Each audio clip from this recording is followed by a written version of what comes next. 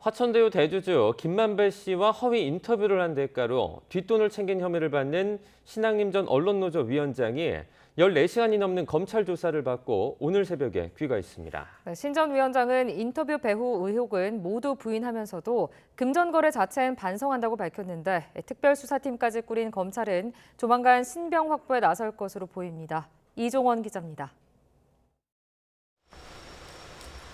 어제 오전 피의자 신분으로 검찰에 불려나온 신앙림 전 언론노조 위원장. 자정을 넘겨서야 검찰 청사를 빠져나왔습니다. 지난 2021년 9월 김만배 씨와 나눈 대화가 기획된 허위 인터뷰란 의혹은 거듭 부인했습니다. 배우도 있을 수 없고 뉴스타파와 보도 방향이나 시점 등을 논의한 사실도 없다고 했습니다.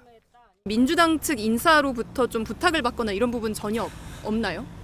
상상을 해서 지금 하는 질문이라고 생각을 해요. 여러 가지 가능성에 대한 질문을 드리는 거니까요. 가능성이요? 제로. 인터뷰 수개월 전 화천대유 사무실을 방문한 적이 있다는 언론 보도도 사실이 아니라고 답했습니다. 금전 거래 자체에 대해선 반성한다면서도 김만배 씨에게서 받은 1억 6천여만 원은 자신이 쓴 책값이란 기존 입장은 유지했습니다. 최고의 형식을 띠지만 이것은 데이터베이스다. 제가 옛날과 같은 그런 언론인이라고 하는 그런 인식이 좀 부족했을 수 있습니다. 그러니까 제가 그런 점에서 치밀하지 못했다는 점에 대해서는 저도 반성을 하고 있습니다. 그러나 검찰은 14시간 넘는 조사 과정에서 윤 대통령에게 불리한 김 씨 발언을 뉴스타파에 보도해주는 대가로 뒷돈을 챙긴 혐의를 규명하는 데 집중한 것으로 전해졌습니다.